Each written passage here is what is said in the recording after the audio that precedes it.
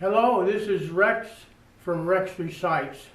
This video is concerned with analyzing the handwriting of 5 of the 2016 U.S. presidential candidates who have dropped out from active campaigning. It follows my analyzing of the 3 major candidates in another video.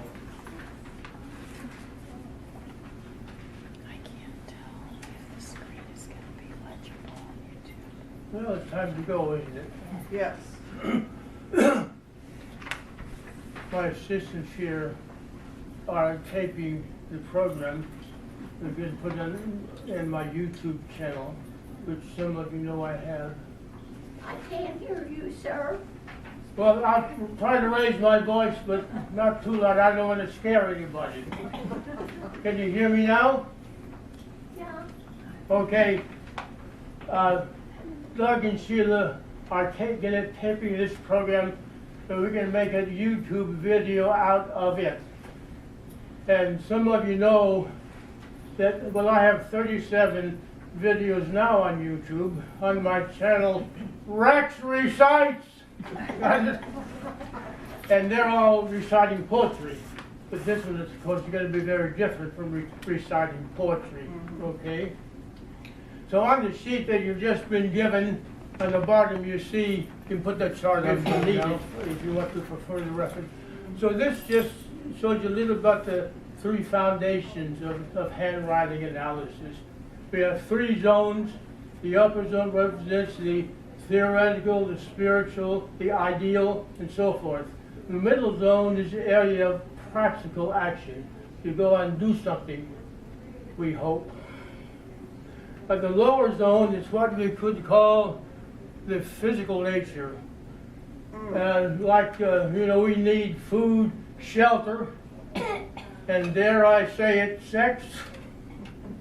So all of those animal sort of physical things are there. So the lower zone and the upper zone feed the middle zone, see? And you can go out and do something according to what you have obtained from the upper and lower zones, okay? And so that's why I say it's a practical area. Now on this column, all of this applies to all the zones. A forward slant is looking to the future, going ahead. So I have the word slant here, and this large loop indicates the same thing. You desire to go ahead and do something. Even though it's in the lower zone, it goes up and feeds the middle zone, and whatever it contains is gone up into the practical area, and you use it to do something, right?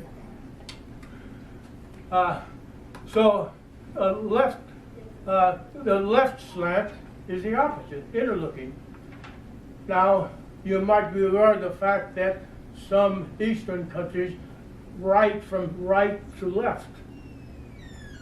And China, for centuries, was known as the closed society, or one of the closed societies, wasn't it? Nobody knew anything about China. They're very secretive, and they write from right to left.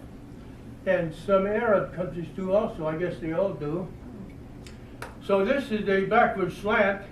Now here, I have this severe retracing, see? Because, for example, what's supposed to be a loop here is very severely retraced. So there's a basic want to go out, but the retracing shows that it is smothered, it's suppressed. And so nothing gets out. And so what does this cause? Tension, doesn't it? In the final analysis. And that's lateral symbolism, left and right. This is depth symbolism, and you see the different shadings here. You're going to get a different pressure put on the writing instrument. In the case of a fountain pen, of course, it's wet ink coming out. In the case of a ballpoint or a pencil, which is not as good from a graphology standpoint, it's harder to gauge the pressure if you don't have the copious flow of ink. But you can always, you probably have experienced this, feel grooves on the back of a paper somebody has pressed so hard. So hard pressure is deep emotions, strong feelings. Light pressure, of course, is the reverse. People glide along and not bother me very much, see? And so all of these things you take, and that's the basic information, and then evaluate them and so forth and do other things. And that's just what we're going to do with the presidential candidates' writings. Okay, Doug, unless you have a question. Anybody have a question? Or a comment? Okay. So, all right, Doug, next please. Next. Marco Rubio. Poor Marco. This is one of the most pathetic signatures I have ever seen. Ever. And I couldn't find any more of his writing on the web. I looked for 20 minutes or at least, and I couldn't find any more writing except his signature. Now, I say this is his signature, but would you know who it was if you haven't told who it was? No. No, of course not. Looks like Mamma Mia. Yeah. Okay, and this is what I sometimes call a mama complex. His practical life, now this is one possible scenario that he was so protected when he was young. That's one possible cause of this kind of thing. Look at the overblown capital letters. They're about 12 times the size of the so-called middle zone letters, aren't they? Massive ego. Now when he talks, I was always impressed when he talks sense. I like his presentation, and he seems to have everything together. But when I saw this, I said, uh-oh, not. I changed my opinion of him entirely. You'd never be able to know what these letters are supposed to be done here, would you? Never in a million years. Extremely bloated, unrealistic self-image with no substance behind it, right? It's out there, but there's nothing really behind it. No genuine sense of conviction behind his vocalizations. It's impossible for it to have it because of this very timid middle zone, which you remember is a practical area of action. Now he has become a senator and so forth, so you have to weigh these things. But basically inside he's sort of cowering within himself, as according to his signature. Now if I had a page of his writing, well, there would be things, I'm sure, that would modify what I've just said. Feelings of insecurity underlie practical endeavors, and I've just talked about that, goes to all lengths to appear in control. A person with a massive ego always does that. No matter what else he can or can't do, he always does that. And he does it to the nth degree. Okay. Okay, Doug, next please. Ted Cruz. Okay. Strong senses of secrecy, and here I have the word duplicity again. Now I believe that in the case of his writing, the word duplicity is justified more than it was in Donald Trump's case, and I've talked about that, right? And in a minute, maybe one of some other things that I say will cast light on that. He doesn't even know himself, so it's a foregone conclusion. No one else can. Now look at his so-called signatures. Now they both appear about almost saying this is heavy pressure. Look at them. Could you ever read that? But you might make out that might be Ted on the beginning. It's very doubtful. But nobody could ever say what this is supposed to be, could they? And yet look at this wide loop, which stops here and before it does anything. And one reason of this, one thing that shows the secrecy is the intense squeezing of the letters. The ED, they're all one blob, aren't they? Right. And then the D goes up here. We know it's a D because of name, but we wouldn't know it otherwise, as I say. It goes up here in a probing way, as Trump's did, but it comes down here and stops. Doesn't finish and really do anything of value or of consequence, even though he's a pretty prominent politician. And the reason I said that he doesn't know himself very well is because of one thing, the way that he writes his last name. He doesn't know himself. He doesn't know, and unconsciously, he doesn't know how to write his name, right? But as I keep saying, these individual things I'm talking about, on the basis of limited examples, could be subject to modification if you had a whole page of writing. Okay, so, and he has been accused by people, many people, Trump for one, and other people too, of lying. And of course he accuses Trump of lying. But now, as far as this writing is concerned, Cruz is more, the charge is more accurate with to Cruz because he will lie. Except one thing, he doesn't sometimes recognize the truth himself, as I just pointed out, and this says here too. So he's quite a mess, actually. Okay, I think we've covered everything. What time is it? Gee whiz. Okay, next slide, Doug. Now, he was a minor figure, was he? He joined the race late. But as I recall, he had a pretty good press as far as being governor was concerned. He was a good governor.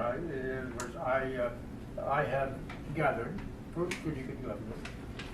Okay, first of all, it's very light, isn't it? Now, there's something I have to mention too.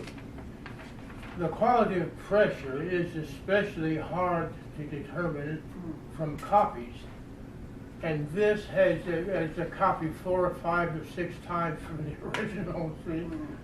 So you have to bear that in mind and be ready to qualify what you think if you see more of his script. Okay, secrets in personal matters personified. Why do you suppose I say that? Well, look at what is supposed to be his signature. And what purpose do these lines through it, what purpose do they serve? None. None. Sign of secrecy. More in relation to personal matters, more than everyday matters, because it's a signature. Okay, talk about superinflated self-images. Look at the size of this. I suppose that's supposed to be a J there. Look at the size of it. Unrealistic. And he even fools himself, see, like all people with very inflated egos do. Super practical, looking up at these couple of lines here, super practical, denial of imaginative desires. He has. Okay, now let me go a little bit more into that. Look at the loop letters here. The T, the H is looped. The H is supposed to be looped, isn't it? Copybook calls for that. And copybook writing gives people who are doing it a chance to give vent to everything in all 3 zones and the emotions and everything else, right?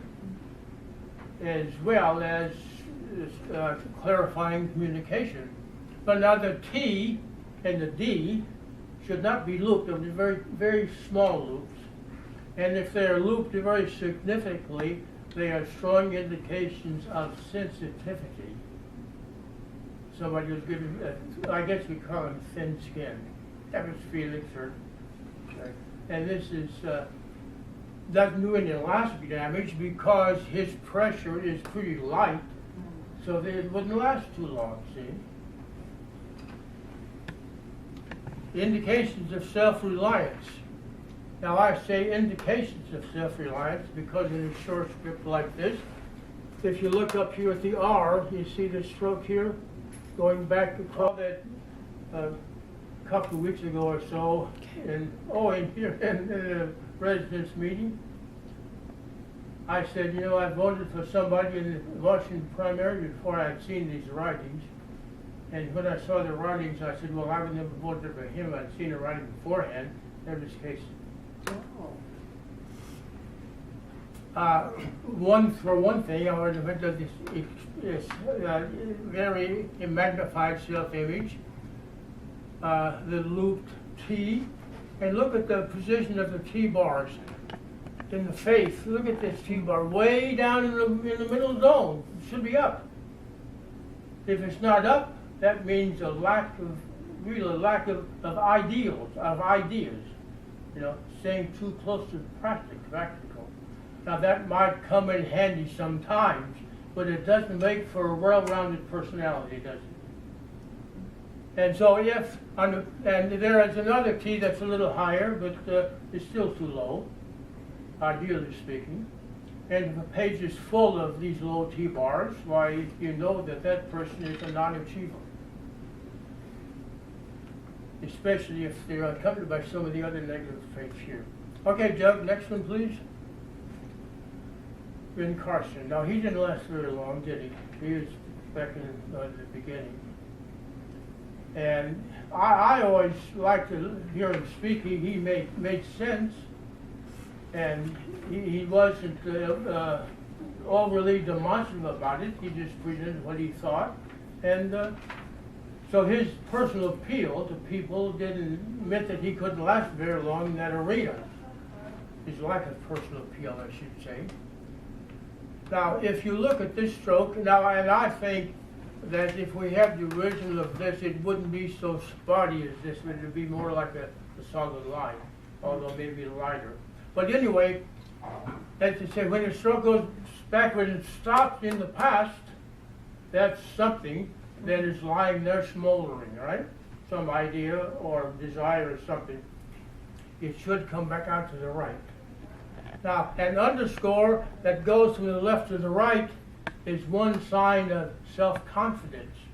But going back to the left and staying there is a sign of some kind of fear, unconsciously buried fear.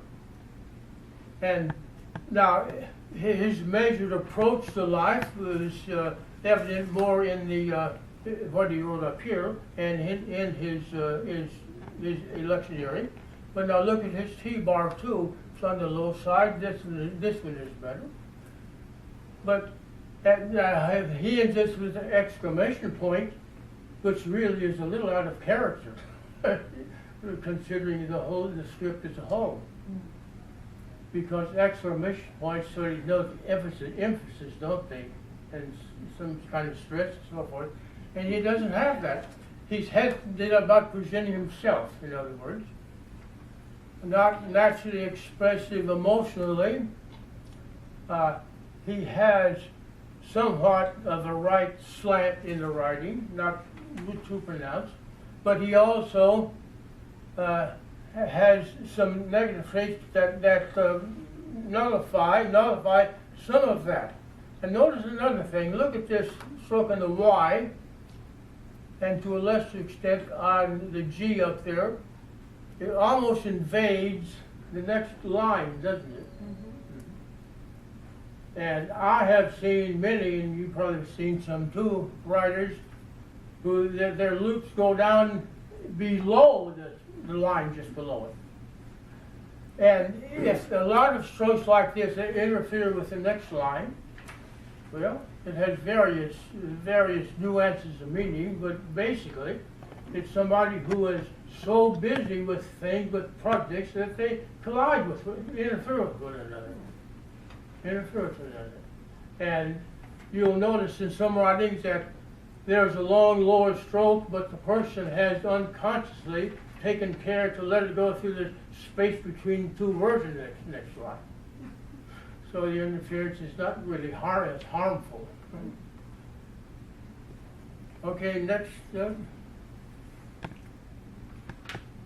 Jeb Bush. Well, here again. And this is, I guess, this is pretty common with politicians. This overblown artificial self-image. Look at the huge J. in his given name. It's not so pronounced in Bush. And what does this indicate? Well, for one thing, it indicates that he is prouder or more conscious or more involved with his own personal things rather than larger things concerning his family and the outer world. But that, of course, is just one sign, and this is almost useless here because it's so dim and has been reproduced many times. So more confidence in self than in family. Weak imagination. That's supposed to be an H, isn't it? It's a pathetic little probing into part of the upper zone. Not very high. Doesn't represent much of a high ideal, even though in spite of whatever his record might be as a politician. No sign of a loop there at all. So no sign of imagination. A little bit there he has, a little bit. The only signs of imagination in the script are the overblown capital letters, which are basically negative signs, right? So he didn't last too long. And his delivered presentation was always kind of hesitant and doubtful, I thought.